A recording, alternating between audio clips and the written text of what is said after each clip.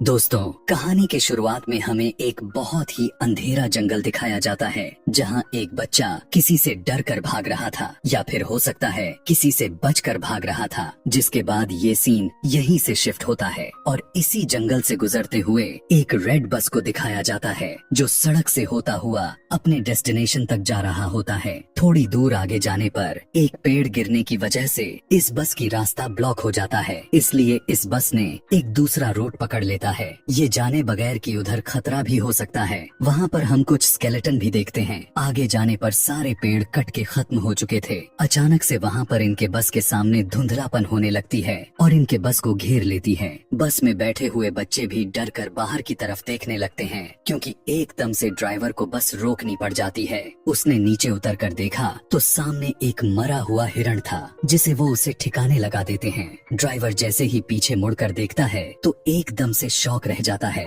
और जब वो बस में दोबारा चढ़ा तो पता चलता है कि उसके पीछे से कोई आदमी भी चढ़ता है जिसने बस ड्राइवर को गन पॉइंट पर लिया हुआ था। वो सभी बच्चों को धमकी देकर अपने सीट पर आराम से बैठने को कहता है। सभी बच्चे उसकी बात मान जाते हैं और बस में आराम से बैठ जाते हैं। इसी बस में बैठे हुए एक बच्चे को याद आता है कि उसने न्यूज में इस आदमी के बारे में पढ़ा था। वो एक सीरियल किलर था और ये कुछ ही दिन पहले जेल से भागा था। और यही नहीं बल्कि डरा देने वाली बात तो ये थी कि ये आदमी सिर्फ टीनेजर को ही मारा करता था, या यह कह सकते हैं कि वो एक साइकोपैथ है। इस आदमी के कहने पर सभी लोग अपने फोन को विंडो से बाहर फेंक देते हैं और ड्राइवर अपनी बस चलाता रहा। और चलते हुए ड्राइवर ने एक और साइन बोर्ड मिस कर देता है जिस पर लिखा हुआ था कि वे एक मिलिट्री के खाली जोन की तरफ बढ़ रहे हैं, यानी एक ऐसा एरिया जहां सालों पहले रिसर्च की गई थी, लेकिन अब वहां पर कोई इंसान नहीं रहता है। अब इनकी बस एक टनल से होता हुआ जाने लगता है जिस टनल में लाइट्स भी जल रही थी, लेकिन कुछ दूर जाने के बाद उनका बस एकदम से रुक जाती है।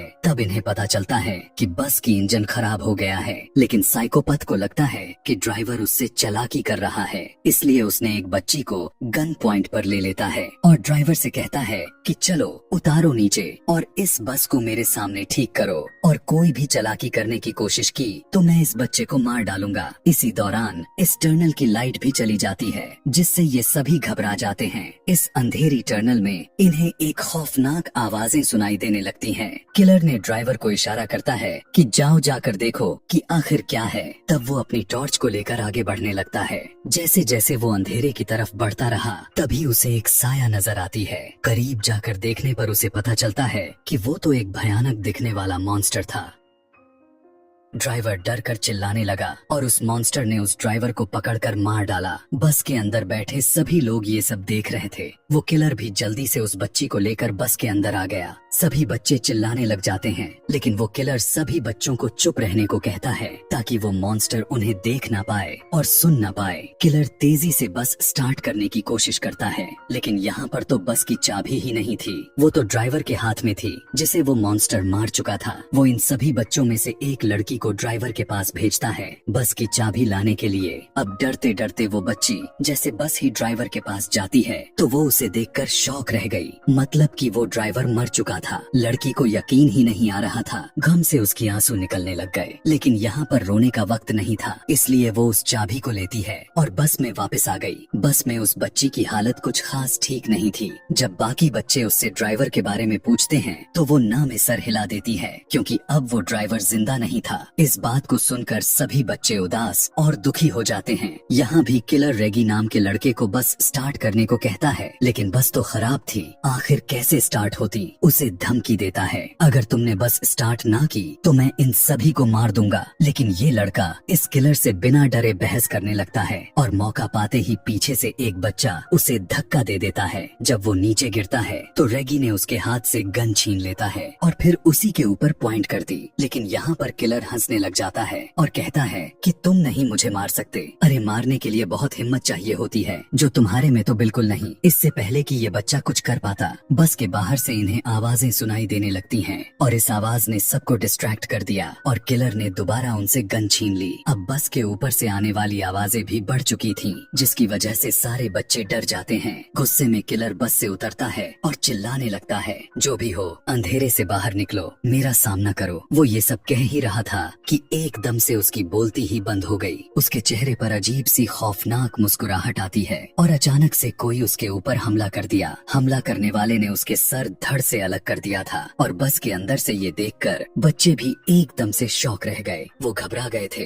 क्योंकि उन्हें क्रिएचर यानी मॉन्स्टर की एक हाथ में उस आदमी का सर और वो खौफनाक सी दिखने वाली क्रिएचर नजर आ रही थी। उसके हाथ में बहुत सारे टेंटिकल्स थे जो उस आदमी के सर में धसाए हुए थे। इन्हें समझ ही नहीं आ रही थी कि ये आखिर करें तो क्या करें। ये लोग अब अपनी जान बचाने के लिए इस बस के अंदर रहने का डिसाइड करते हैं, लेकिन तब तक कि जब तक इन्हें बाहर से अजीब सी आवाजें सुनाई नहीं देने लगी थीं। कड़कड़ाते हुए आवाज से बस का दरवाजा खुला और इन्होंने बस के सीट के ऊपर उस मॉन्स्टर के बड़े बड़े हाथ दिखे। अब ये मॉन्स्टर बस के अंदर आ जाता है, जिससे बचकर ये सभी बस के दूसरे डोर से भागने लगे, पर ये दरवाजा नहीं खुला। उसके हाथ में टॉर्च थी। जब गलती से मॉन्स्टर की तरफ होता है तब ये नोटिस करते हैं कि ये मॉन्स्टर लाइट से डर रहा है। बस इसी चीज का फायदा उठाते हुए इन्होंने लाइट के जरिए उस मॉन्स्टर को दूर रोक कर रखा कि इतने में इनका बस का दरवाजा भी खुल गया और ये लोग बस से उतर गए। लाइट को मॉन्स्टर की तरफ रखते ही सभी बच्चे आगे की तरफ भागते रहे और एक बंकर के अंदर पहुंच जाते हैं। बंकर के अंदर एक रूम भी होता है जिस पर इस पूरी जगह का एक मैप बना हुआ था, जिसे देखने के बाद इन्हें पता चलता है कि ये एक मिलिट्री बेस है और अगर ये एक मिलिट्री बेस थी तो यहाँ पर लाइट भी हो सकती थी और कंट्रोल पैनल भी हो सकता था। इसलिए ये लोग प्लान बनाते हैं कि अगर उस मॉन्स्टर से बचकर रहना है तो इस मिलिट्री बेस के लाइट को ऑन करना होगा, जिससे ये लोग यहाँ से बचकर जा पाए। मैप को रखकर ये सभी एक पूरा प्लान बनाते हैं और सोचने लगते हैं कि आखिर कहाँ पर वो कंट्रोल पैनल हो सकता है। नोलन और उसके साथी पावर पॉइंट को ढूंढने के लिए चले जाते हैं, जबकि यहाँ पर बैठे ये तीनों अजीबोगरीब तरीकों से अपना टाइम पास कर रहे थे। जिसके बाद एक लड़की दोनों लड़कों से कहती है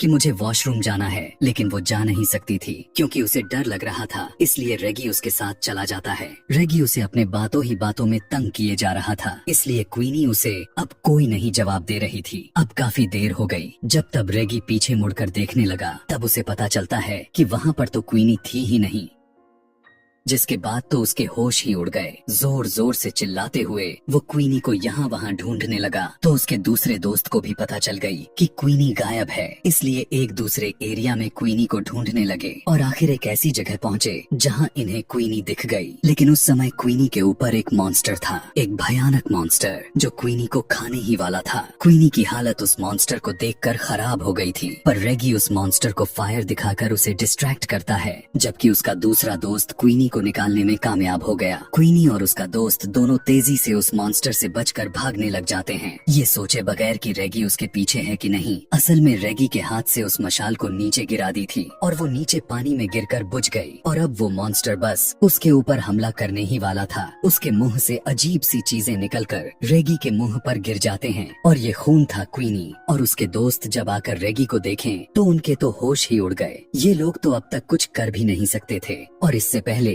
ये मॉन्स्टर रेगी को खा जाता।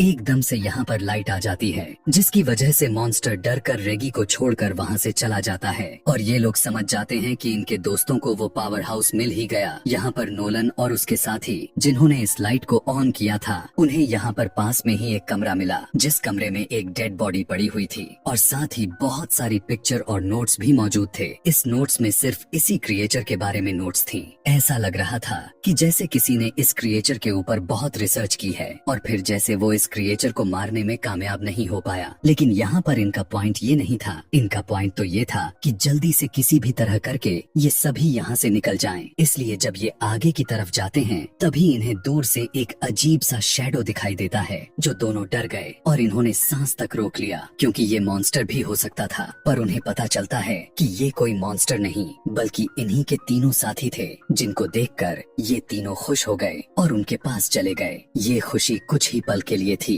क्योंकि उन्होंने क्वीनी के गर्दन पर एक निशान देखा, जो जख्म था, बहुत ही काफी बुरी जख्म जिसके अंदर से खून निकल रहा था। सभी लोग सोचने लग जाते हैं कि क्वीनी तो अब उस मॉन्स्टर से इन्फेक्टेड हो चुकी है। इसलिए कुछ लोग इसमें से कहते हैं कि शायद हमें क्वीनी को साथ में नहीं रखनी चाहिए, लेकिन ये लोग ऐसा नहीं करते। ये क्वीनी को साथ में ही रखते हैं। उसके साथ आखिर क्या होने वाला है, इसकी इंफॉर्मेशन लेने के लिए ये सभी लोग दोबारा उसी कमरे में जाते हैं जहाँ जहाँ पहले उन्हें बहुत सारी नोट्स मिले थे उस मॉन्स्टर के बारे में। वहाँ पर पड़े हुए बहुत सी नोट्स में से वो एक नोटबुक उठाते हैं और उसे पढ़ना शुरू कर देते हैं। ये एक लड़के की कहानी थी जिसे अपनी बहन के साथ नई नई चीजों को एक्सप्लोर करना बहुत अच्छा लगता था, और इसी तरह से ये लोग एक्सप्लोर करते करते एक दिन ये लोग इस मिलिट्री बेस तक आ गए। वो लड़का जिसने इस कहानी को लिखी थी वो मैप को गौर से देखता रहा और वो पीछे ही रह गया, जबकि उसकी बहन आगे की तरफ बढ़ती रही और एकदम से वो कुछ देखकर शॉक हो गई, जैसे उसे अंदर से कुछ अजीब चीज नजर आई हो।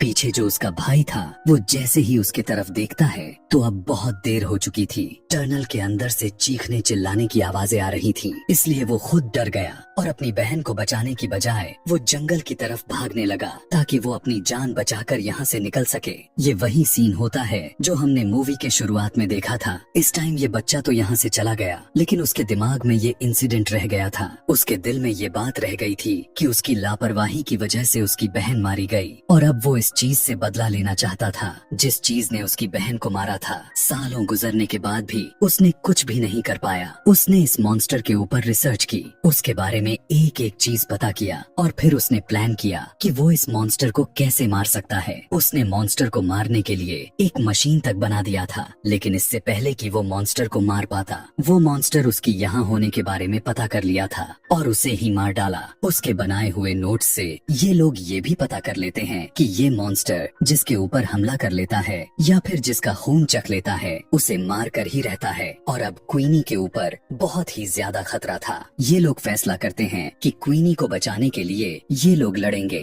और जो ये काम उस आदमी ने शुरू किया था उसे ये लोग पूरा करेंगे। उसी मशीन को ये लोग कंप्लीट करेंगे और उस मॉन्स्टर को मार देंगे। लेकिन क्वीनी यहाँ पर कहती है, नहीं, मेरी वजह से कोई भी अपने आप को खतरे में नहीं डालेगा। लेकिन उसके सारे दोस्त अच्छे थे, वे कहते हैं नहीं, हम सारे के सारे यहाँ से जिंदा बचकर निकल जाएंगे। ये सोचकर ये सभी एक दूसरे को गले लगाते हैं और फिर एक साथ अपने प्लान पर काम करना शुरू कर देते हैं। कुछ ही देर के बाद ये लोग उस आदमी की बनाई हुई मशीन को हासिल कर लेते हैं जो अब पूरी तरह से काम भी कर रही थी। ये देखकर ये लोग बहुत खुश हुए, लेकिन अभी भी काम बाकी था। उस मॉन्स्टर को इस मशीन के सामने लाना, जिसके लिए ये लोग एक ट्रैप बनाते हैं। क्वीनी की खून से भीगी हुई कपड़े एक खाली जगह पर रख देते हैं ताकि उसे सूंघते हुए वो क्रिएचर वहाँ तक आ जाए। थोड़ी ही दूरी पर उन्होंने क्वीनी को भी खड़ा किया हुआ था ताकि मॉन्स्टर एकदम से सही जगह पर आए और ये लोग लाइट जलाकर उसे मार दे। उनके प्लान के मुताबिक वो मॉन्स्टर इनके सामने आया भी। वो सूंघते हुए उसने क्वीनी के कपड़े भी उठाए, लेकिन ये क्वीनी नहीं थी, वो जान गया था। ठीक इसी टाइम नोलन को वो ट्रिगर नीचे करना था,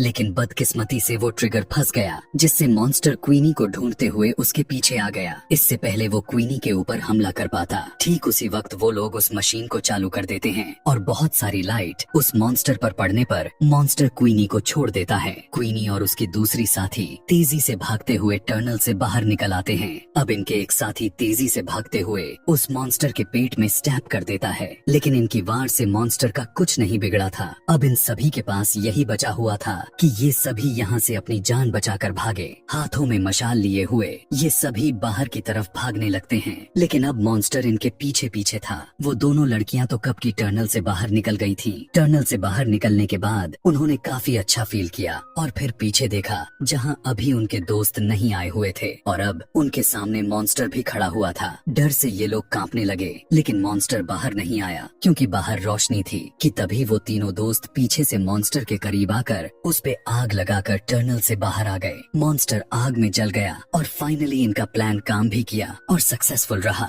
इन्होंने उस मॉन्स्टर को मार दिया था और इन सब की जान बच गई थी। ये न सिर्फ अपने लिए बल्कि यहाँ पर सभी के आने वाले खतरा को खत्म कर दिया था। मूवी के लास्ट में ये बच्चे अपने ड्राइवर को याद करते हैं जिसने इनसे एक पहेली पूछी थी कि वो ऐसी क्या चीज है जो हर मुसीबत से हमें बाहर निकाल देती है। उस टाइम तो इन्हें उस पहेली का जवाब नहीं मिला था, लेकिन अब ये लोग पूरी तरह से समझ गए थे कि वो चीज हिम्मत है जो किसी इंसान को बड़ी सी बड़ी मुश्किल से बाहर निकाल देती है। मरते हुए ड्राइवर ने इन्हें बहुत बड़ा सिख सिखा कर गया और यहीं पर ये कहानी समाप्त हो जाती है।